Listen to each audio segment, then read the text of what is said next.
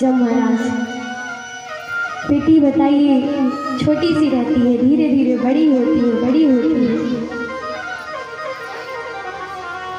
विवाह कर दिया जाता है, नए घर में जाती है, सबको संभालती है, सबको साथ में लेकर के चलती है, कभी भी किसी को कष्ट नहीं होने देती, क्योंकि नारी सहन शक्ति की मूर्ति होती है। और आप लोग उसी नारी का अपमान करके उसकी कितने निंदा करते हो, कितनी गलत बात है। चाहे बेटी हो या बेटा, दोनों एक बराबर होते हैं। यदि देखिए, बेटी भी सबके घर में नहीं होती। जो सौभाग्यवान होते हैं, जिन पर प्रभु की कृपा होती है, बेटी भी उन्हीं के घर में ही होती है। सबको नहीं बेटी प्राप्त होती। देखिए, किसी किसी घर में बेटे ही रहते हैं, बेटियां रहती ही नहीं है।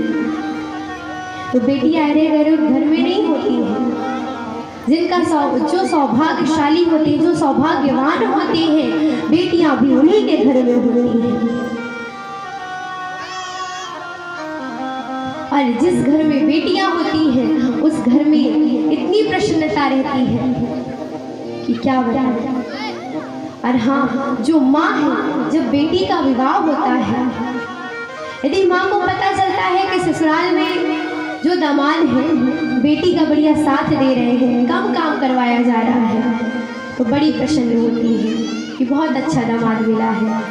और यदि बहू आ जाए, बहू बीमार भी हो जाए, तो कहेंगे अरे महारानी पड़ी है।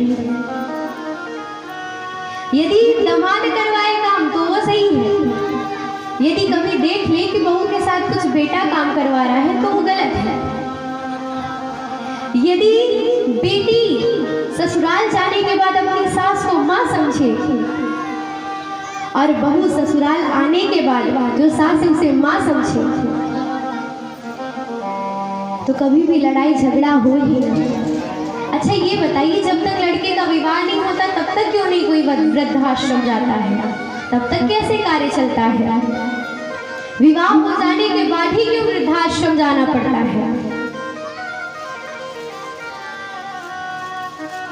तो ये नारियों के ही हाथ में है। तो इसीलिए जितनी भी माँ है, सबसे निवेदन है, कितनी अच्छी शिक्षा दो, इतनी अच्छी शिक्षा दो कि कभी भी ऐसी नौबत ही ना आए। वो अपनी सास को माँ समझे और माँ समझ करके ही सेवा करेंगे। और जब वो माँ समझ करके सेवा करेंगी तो कभी ऐसी नौबत आएगी नहीं।